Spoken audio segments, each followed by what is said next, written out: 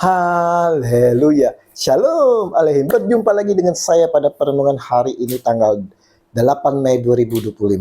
Kembali saudara, saya mau mengajak saudara-saudara bersama-sama untuk syukur dalam doa kepada Tuhan Allah kita yang selalu memberkati kita. Dan juga jangan lupa berilah senyuman dan sapaan kepada sesama kita. Kita awali perenungan pagi hari ini dengan tanda kemenangan kita dalam nama Bapa dan Putra dan Roh Kudus. Amin. Siap diutus kemana saja.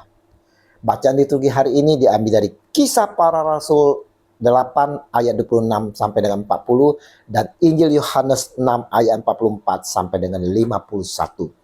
Saudara-saudaraku yang terkasih di dalam kasih Kristus, dari bacaan pertama hari ini saudara, kita berjumpa dengan sosok pribadi Filipus yang mana adalah seorang penginjil hebat yang telah mempertobatkan kota Samaria.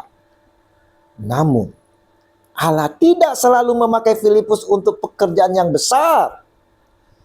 Allah juga memakai Filipus untuk pekerjaan yang kecil saudara, yakni diutus ke jalan sunyi untuk bertemu dengan seorang sida-sida dari Ethiopia.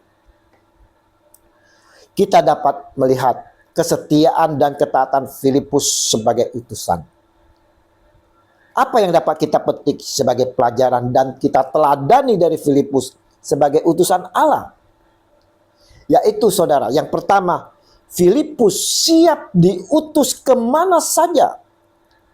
Dia baru saja saudara diutus ke Samaria, akan tetapi setelah pekerjaannya selesai di Samaria, saudara, Allah langsung mengutusnya untuk menginjili seorang sida-sida dari Ethiopia. Tidak lama setelah itu, setelah sida-sida tersebut percaya dan dibaptis Allah, langsung menuntunnya ke kota yang lain, yakni Asdod, untuk memberitakan Injil.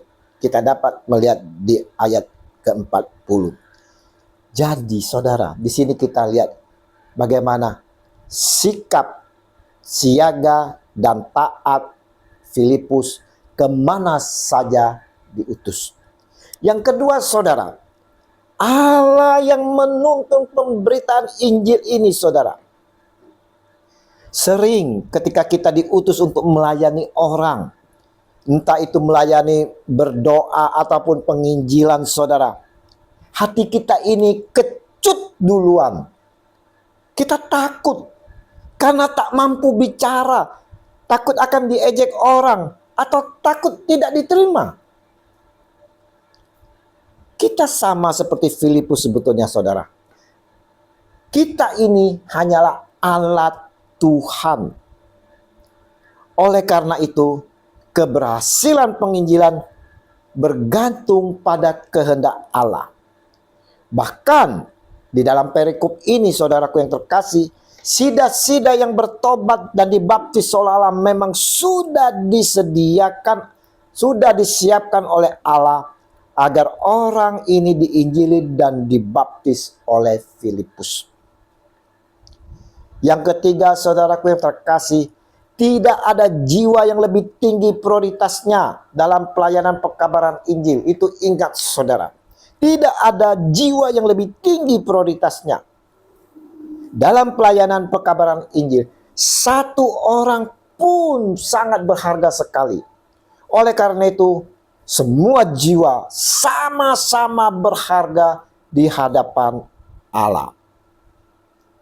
Saudara, regi hari ini saudara, melalui bacaan pertama kita semua diingatkan saudara, bahwa kita semua ini dipanggil Tuhan dalam perutusan untuk mewartakan kabar sukacita, memberi kesaksian akan kebangkitan Kristus Tuhan kita.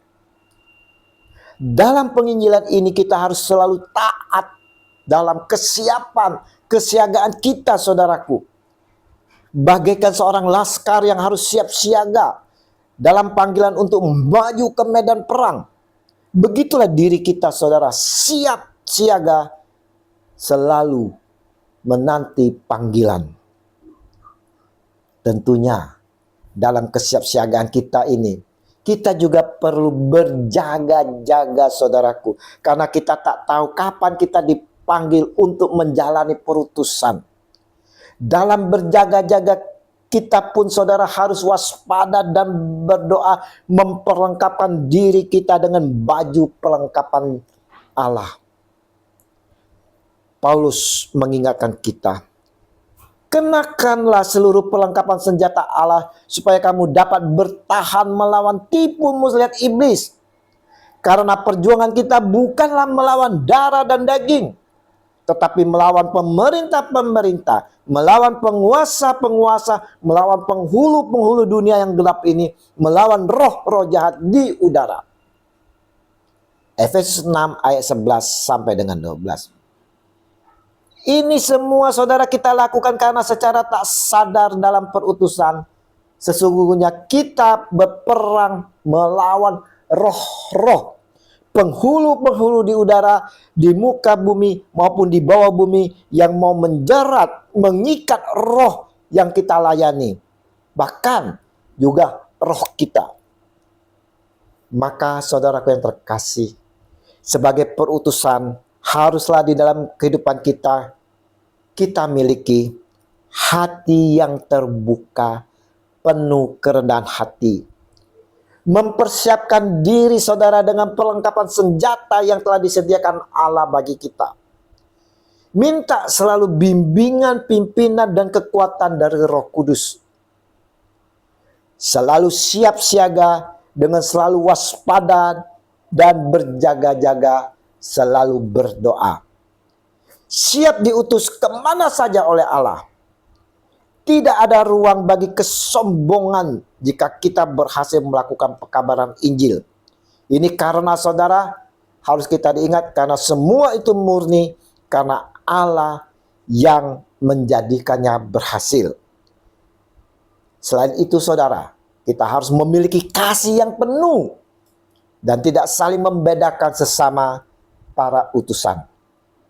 Hidup selalu berkomunikasi dalam satu kesatuan tubuh Kristus. Mari saudara-saudaraku yang terkasih, kita mau menjadi utusan-utusan Allah yang selalu siap kemana saja kita akan diutus. Yesus Tuhan, urapilah senantiasa saya dengan kuasa Roh Kudus agar saya siap dibimbing, dipimpin untuk menjadi utusan-Mu, dan selalu siap diutus kemana saja, kini dan sepanjang segala masa. Amin. Dalam nama Bapa dan Putra dan Roh Kudus. Amin. Shalom Alehim.